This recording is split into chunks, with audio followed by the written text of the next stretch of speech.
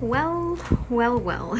It's September 24th and it is time to move this entire fish room. It'll probably happen for the rest of today and probably some of tomorrow.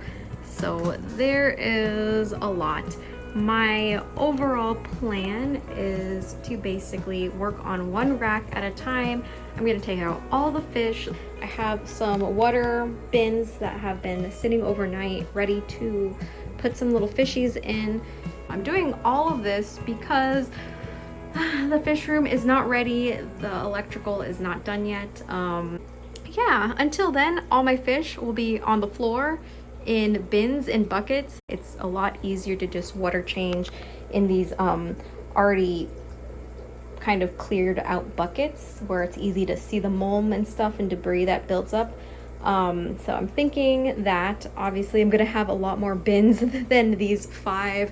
I have like a whole bunch of clear plastic ones you can kind of see up there. So I'm gonna put fish in there too. And I'm trying to not overstock. So I might have more fish bins than I do have tanks. And for my big tank, unfortunately, and oh yeah, you could see got another little flower going. Unfortunately, I think this one is gonna be taken apart completely because this is a 26 gallon, 26 or 24, it's one of those, rimless. So lifting this up with the substrate, even if it's just a very thin layer of substrate, as you can see, it is just gonna be way too heavy and I'm gonna be too paranoid about breaking this tank. So that one is gonna be, it's gonna be a doozy. But the smaller tanks are going to be a lot easier to do, especially like these ones here that are bare bottom. You can see there's nothing on the there's no substrate, it's just some rhizome plants. So these ones are going to be by far the easiest. But yeah, so that's what is happening with the Guppy fish room front. I also have to do my saltwater tank. That'll probably be for tomorrow because that's like kind of a big job, sorta, even though it's a tiny tank. But yeah, so this is how I move fish rooms. I've done this 4 times, 5 times now. This is by far the most tanks, but at least they're mostly tiny. The other move that I did from my last location, Atlanta to Seattle, that one was really difficult.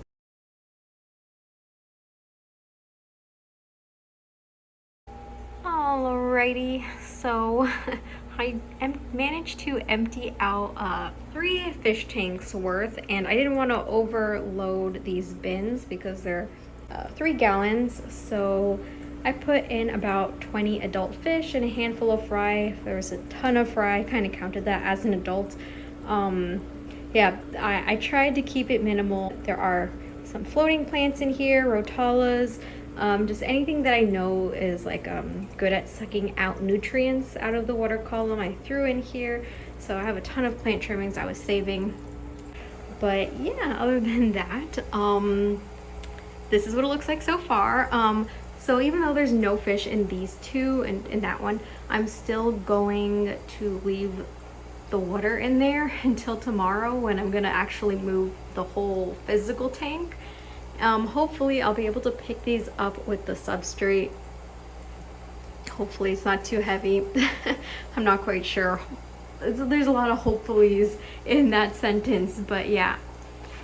The goal is to move the tanks with just draining all the water, leaving the plants and the substrate, move the tanks, and then refill them in the new location. And while they are dry or don't have water in them, I'm going to use some saran wrap to kind of keep in the humidity and hope that my plants don't die. Some plants are more tolerant than others, so that's the goal. And I almost forgot to mention that I have been labeling my fish because that would be bad to forget. So you can kind of see here, this is 10G, stands for 10 gallon. It's just kind of my comments, so I can remember what fish came out of what tank, because some of these, you know, look similar, or if they're in a plastic tub. It's like impossible to see what kind of fish they are. Yeah, I used to label the tops here, which I have eventually been able to scratch off with some sandpaper, but I did label the tops before when I moved all my many times, but then I realized that if I take the top off, I'm going to forget which bucket was which. So that's how some cross breeding has happened in the past. But yeah, so I learned my lesson, labeled the bins. If you don't want to do, you know, Sharpie on your bucket, then tape, like using masking tape and then writing on that is a good option. But yeah, that is just what I've been doing. Okie dokie, so I filled up all of these new ones. I don't even know how many we got. Looks like we got 7 that are filled with water, so that's good. Issue is, I was thinking about it, and I have more than 7 like tanks left. I mean, the bottom row here is already technically 7 strains because one of them is a duplicate. But yeah, that's just the bottom row, and I still have like 1, 2, 3, 4, 5, 6 more tanks. I'm gonna take those guppies in those bare bottom 5.5 gallon tanks, put them in these bins, transport them, and then reset up the tank on the floor. Should be simple enough, so then I can reuse these bins to hold actual guppies that are in these planted tanks. And the reason I don't want to reset up these planted tanks in my new location yet is because they're gonna be all on the floor. The fish room is still under construction, so I can't put any tanks in there right now. So my fear is that all of the mold and bacteria and all the stuff that basically lives in your substrate, all that is going to be dislodged when we're driving, and the water is going to get murky. There might be an ammonia spike, and anything that's in there that's like a fish or a shrimp may possibly die. I find that shrimp are a little hardier than fish when it comes to like an instant ammonia spike. As long as you clean the water afterwards really well, they should be fine theoretically. I've done it once before. I don't recommend risking your shrimp, but if you don't got a choice, you don't got a choice. A few shrimp, well, more than a few, but now of course they're all hiding. But basically, oh, there's one. They're all like these kind of clear type shrimps, and they breed like cockroaches. They end up in every tank almost, and I mean, why not? They're an extra part of cleanup crew, but those guys I won't be able to take out because they're very difficult to catch. It is so hard to catch shrimp who are in a planted tank without taking the tank apart. So I'm hoping that all these little guys, here's another one, will be fine with just very minimal water at the bottom here, and then I'll refill this up in the new location. So yeah, and oh yeah, I've been scraping glass because it's so hard to see fish and catch fish if you can't see them. So these are blue dragons. Scraped the glass here, so they're ready to be scooped up tomorrow morning or maybe at midnight, who knows, we'll see. Been taking out algae because why not? Alrighty, it's 1:50 a.m. and I think my water is thoroughly kind of settled in. I only have one little pump, so I can only mix one bucket at a time, which is fine. It's kind of fast. Let me just double check the heat. Let me just double check the heat here. We got, it's warm, 78. I'm guessing because the pump is heating it up. This normal one is 76.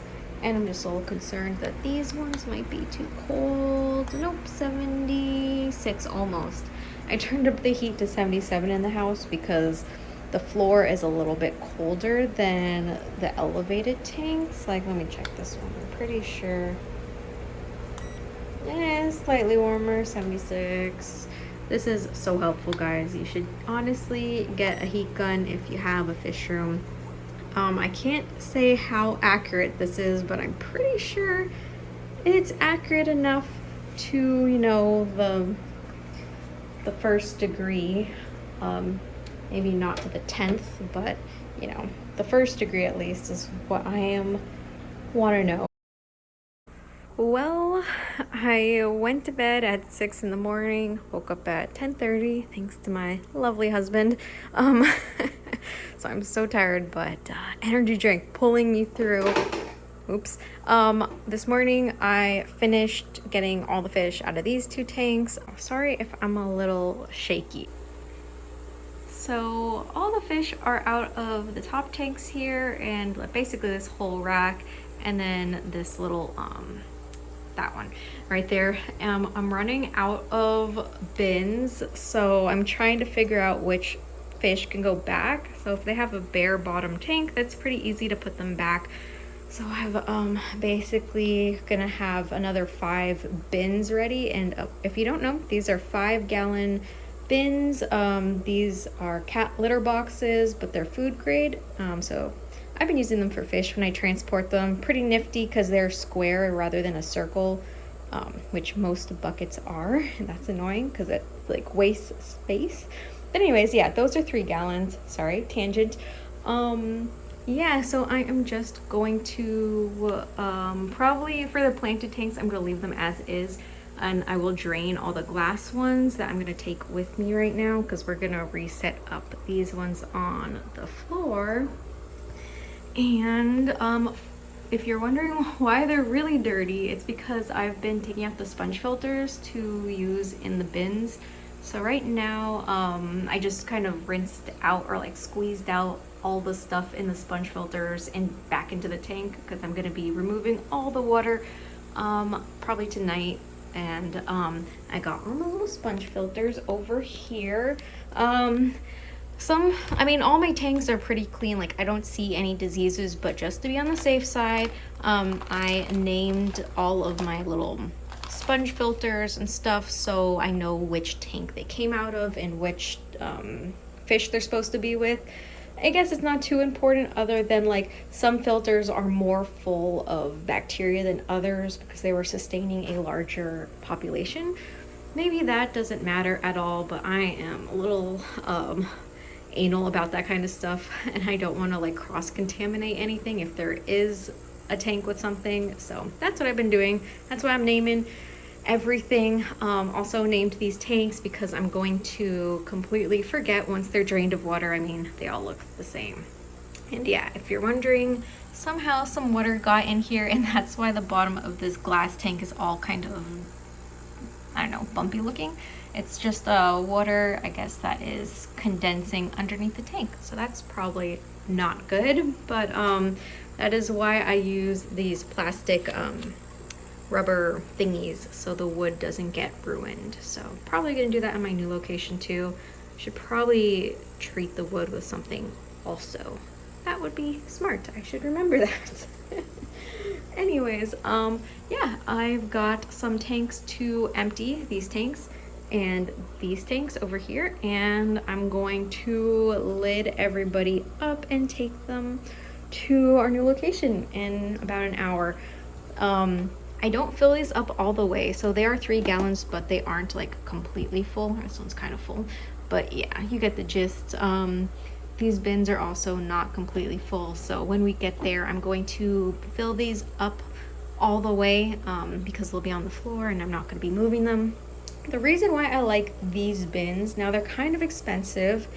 I think you can get like a 5-gallon tank for cheaper than you can get one of these bins, or at least when there's like the Petco sale going on. But I like them, and I can't reach the bin covers, but I like them because you kind of see these bins with like the blue around the rim. That's like a gasket, so it's like a squishy foam, so when you put the lid on this bin, it's theoretically watertight or airtight. Not always the case because we get some bowing action from how heavy these bins are with water, so they're kind of bowing a bit, so it's not completely airtight. But you know, in the car when things are sloshing around, it's better than nothing, and they're they're pretty good. So that's why I spent a small fortune on all these little bins back when we were in Atlanta and I moved all my plants in here.